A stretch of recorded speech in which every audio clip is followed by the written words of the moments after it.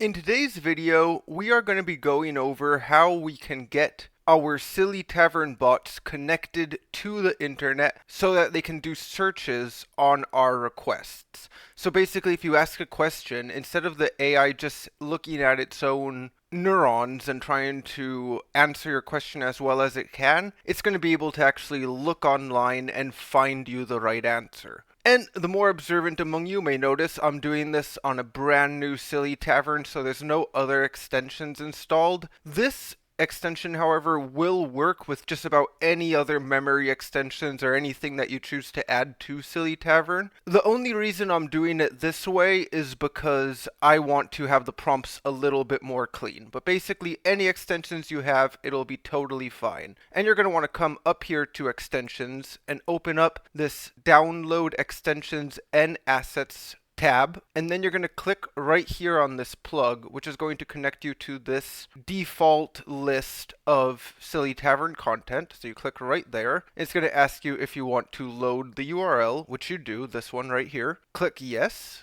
and we're going to scroll down to web search right here, and then we're just going to click this little download button. And it'll download extremely fast. And we can minimize this, and let's open up web search so that we can get it all set up. The first thing, obviously, is you are going to need to enable it. If you don't enable it, nothing will happen with it. And you are going to need to select a source. And most of these are APIs with the exception of the Selenium plugin and Cobalt CPP, I believe. And the Selenium plugin is pretty good, but I'm not going to show it to you guys because it is only, from what I can tell, working on Firefox right now. It used to also work on Google Chrome, but the plugin was deprecated because it had some issues with, I believe, it seems to be security. It wasn't super clear, so I probably wouldn't recommend using that one. If you do use Cobalt CPP, this is a great option because it will allow you to use your backend for web browsing,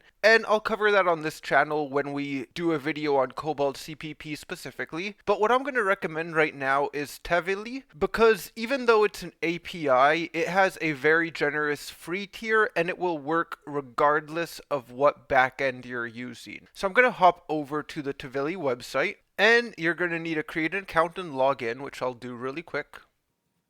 And it should take you right to this page. And it actually gives you a default API key, which you can grab by hitting right here to copy it, or you can create a new API key, which I am going to do, just because I want to delete this API key, obviously, after I make the video, and that way you don't see my other API key. So we're going to copy it and come back to Silly Tavern.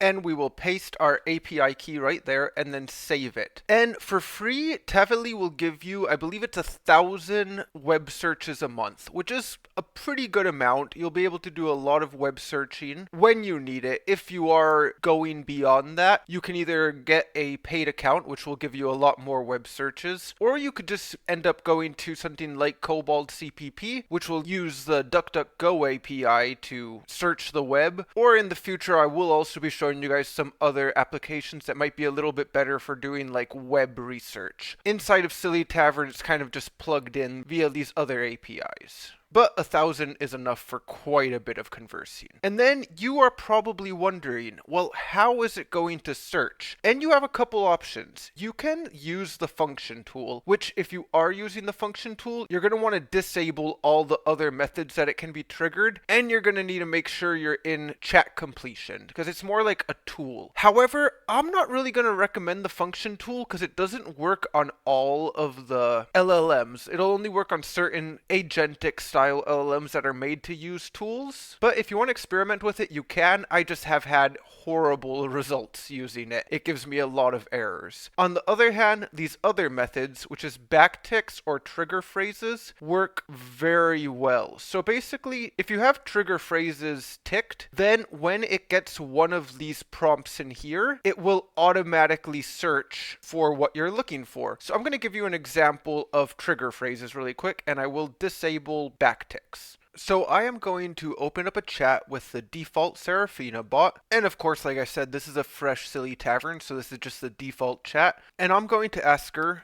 could you look up how long can a duck hold its breath?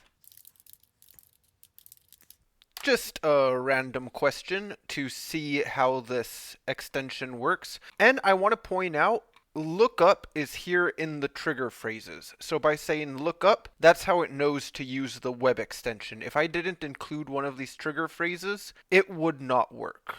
And she comes back with this information. They can hold their breath for 30 seconds generally, and diving ducks can manage even longer, about 2 minutes under the water. So where did she get that information? I am going to open up our terminal. We're going to go full screen right here. And if we come up to the prompt that got sent to the bot, we can see she's getting it right here. Holding their breath for around 10 to 30 seconds, some of them longer. So she is actually getting that information from the internet and synthesizing it. And actually, like when I was glancing at this, I thought this was a mistake. I was like, oh, it said 30 minutes online, but this is actually referring to penguins. So long as your AI is smart enough, it'll be able to differentiate between the knowledge and just give you what you need. So that is pretty cool. The only issue with using this method is, as you can see over here, there are a pile of trigger phrases. So it's very likely that you might accidentally trigger this without necessarily wanting to. So another option that you could use is Backticks. So now I'm going to ask her something like, could you look for, and I don't believe look for is a trigger word, but we disabled trigger words anyway. And then in Backticks, I'm going to put, how fast are ducks? And I have ducks on the brain right now. I think that's because Tavily is using DuckDuckGo on the back of the engine. And you can see it automatically sets this as a separate piece because of the backticks. But it's going to look up how fast ducks are. So basically it's taking this little prompt, searching it, and then putting that in as context. So if we come back to the terminal one more time, and let's scroll up, we can see this is where she's getting her information. Tavily looked online and it's giving her all of the top results on duck speeds. And then in her response, she's able to tell us the top speed is 40 to 60 miles per hour, which is pretty fast. And some of them can even go 100 miles per hour, which is something that I did not know. And then there is one final other option, and I'm not going to dive into this one too much because I wouldn't really recommend it for a beginner. Like I say, the function tool, I wouldn't recommend for anyone really. And use Regex. I would recommend only if you already know what Regex is. Basically, it's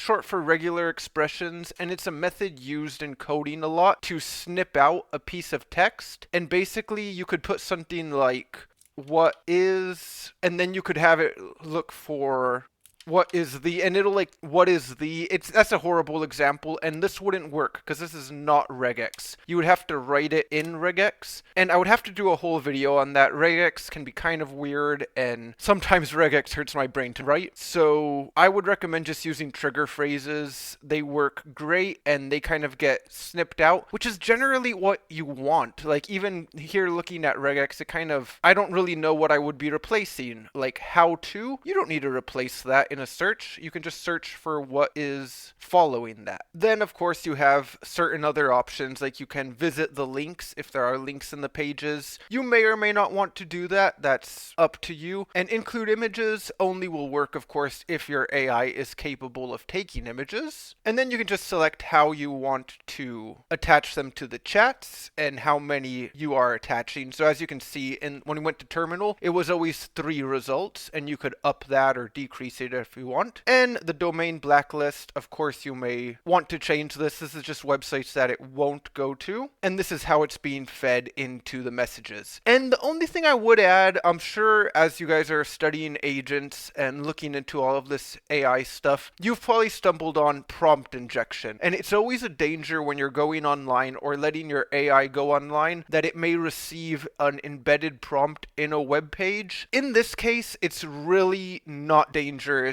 at all unless you've heavily modified Silly Tavern, because your bots don't really have much power inside of Silly Tavern. Like, they can't even call a tool. They aren't even calling this tool. So you should be fine. It's just another way to add a bit more information to your bots and hopefully make them a little bit more useful to you. And of course, we will go into making more advanced bots and actually getting them to do things in the future. But for now, this is how you can connect your Silly Tavern bots to the internet and have them start feeding you some some real and up-to-date information. I hope that's helpful for you guys. If you have any questions, please let me know in the comments. And as always, I hope you guys are having a great day, and I can't wait to see you guys in the next videos. So much exciting stuff. I wish I could make these videos faster because I have so much I want to get into. See you guys around.